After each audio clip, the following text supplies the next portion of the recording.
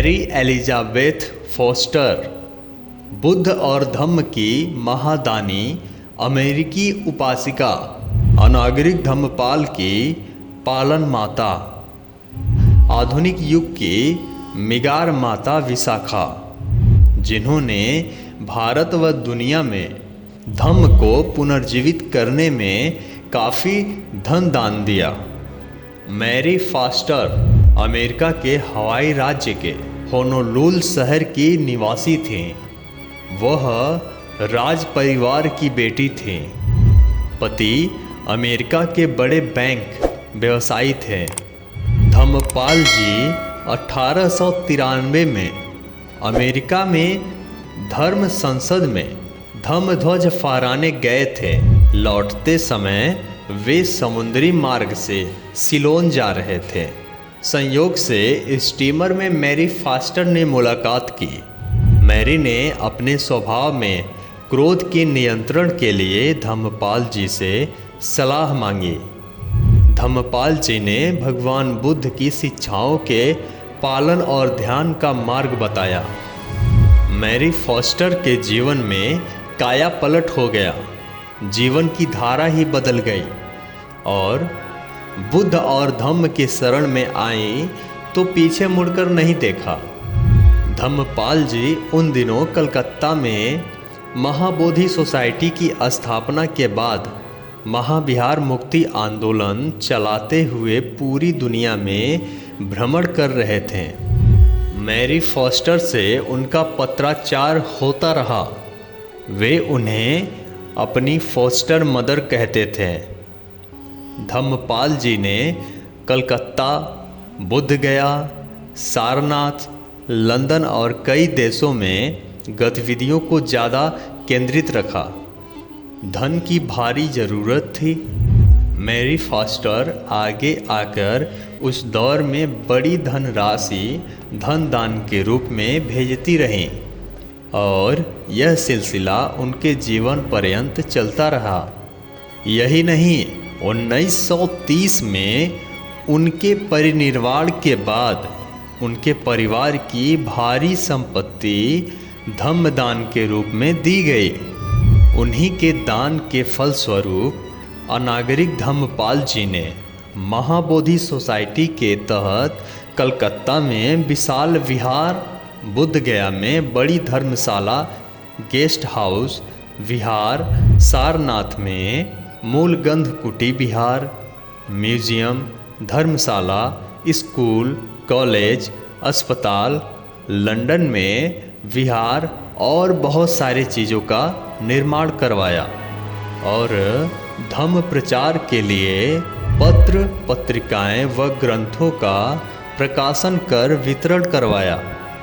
America के हवाई राज्य के होनोलुलु जैसे खूबसूरत विकसित शहर में वहाँ की पहली बुद्धिस्ट मैरी फॉस्टर की याद में एक विशाल गार्डन बना हुआ है, जिसके बीच में मैरी फॉस्टर की समाधि है, जहां आकर लोग उस महादानी की दान पारमिता को नमन करते हैं। विश्व में प्रेम, करुणा और मैत्री की बुद्धवाणी के विचार में उनके योगदान को नमन करते हैं।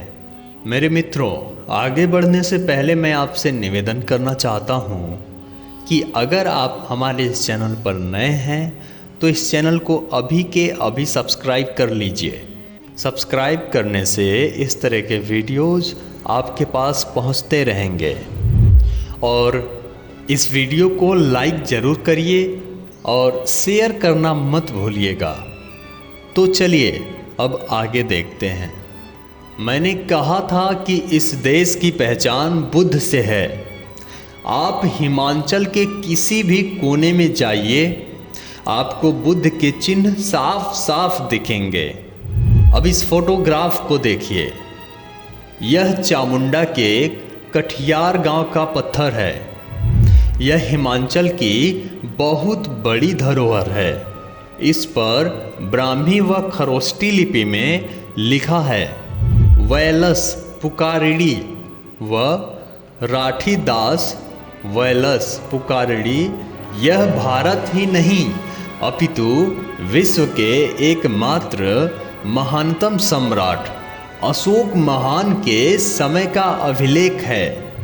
यह चामुंडा यानी कांगड़ा हिमाचल प्रदेश के पास कटिहार गांव के पास है। जब भी कभी वहां से गुजरता हूं तो इस पत्थर के पास जाता हूं। यहाँ भारतीय पुरातत्व का पहरा लगा है। ऐसे पत्थर आपको धर्मशाला के खनियारा गांव में मिल जाएंगे। वहाँ पत्थरों पर ब्राह्मी लिपि में उकेरा गया है। खनियारा बराबर कन प्लस आरा, मतलब लड़कियों का रहने का स्थान, जिसे हॉस्टल कह सकते हैं। यह हर्षवर्धन काल की 6वीं शताब्दी का भिक्षुणियों की शिक्षा का बहुत बड़ा केंद्र था। चैतडू के पास भीमटिला भी बुद्ध विहार का ही अवशेष है। इसी स्थान पर अवलोकितेश्वर की मूर्ति का मिलना यह दर्शाता है कि यह 8 से 9वीं शताब्दी तक भी बहुत बड़ा बुद्ध की शिक्षा का केंद्र रहा है। हिमाचल प्रदेश के ज्वालामुखी मंदिर में गोरखनाथ की टिब्बी होना भी इसी का चिन्ह है। नादौन से होशियारपुर मुबारकपुर रोड पर कालेश्वर मंदिर पुरातन सिद्धोनाथों का स्थान है, जो पूर्व में बौद्ध स्थान रहा है। चंबा के भरमौर के मंदिर तो हैं ही। चरपटनाथ काल 8 से 9वीं शताब्दी के बैजनाथ का पूरा नाम कीरग्राम व मंदिर पर शारदा लिपि का होना, वहाँ की किसी वर्तमान पुजारी का इसे बुद्ध स्थान कहना, जो प्रमाण उनकी लिखी पुस्तक के रूप में मेरे पास है। मंडी के अनेक शैव मंदिर, यहाँ चुन्नी मुन्नी सिद्धों का आना, राजा से पूर्व महंतों का होना, यहीं इसी मंडी में खुआ रानी का मंदिर, और यहाँ आज भी विश्व के बौद्धों का आना इस बात का संकेत है कि यह बहुत बड़ा केंद्र रहा है। इसी मंडी में नागार्जुन की चट्टान का होना, जो लोगों ने अब शायद तोड़ दी है। सुंदरनगर हिमाचल प्रदेश में जंगम बाग में कई ऐसे भित्ति चिन्ह जो नाथ परंपरा के हैं। इसी सुंदरनगर में आज भी अस्पताल के पीछे कई मूर्तियों का अनेक जगह खुदाई में मिलना हिमाचल कल्लू से पद्म संभव देव की अनेकानेक कहानियाँ सब एक ही जगह मिलती हैं। कल्लू का बजौरा विहार का रूप है। वेनसांग का जालंधर से कल्लू यात्रा में बौद्ध विहार देखना भी इसी कड़ी को पुष्ट करता है। यह वीडियो आपको कैसा लगा कमेंट करके ज़रूर बताइएगा, और इस वीडियो को लाइक ज़रूर करिएगा। और जो भी आपके मन में कोई भी सवाल या प्रश्न उठ रहे हों तो उसको कमेंट बॉक्स में ज़रूर लिखिएगा। और जो भी मित्र इस वीडियो को अभी तक देख रहे हैं उन सबको बहुत बहुत मंगल कामनाएं। मिलते हैं आपसे अगले वीडियो में। नमो बुद्धाय।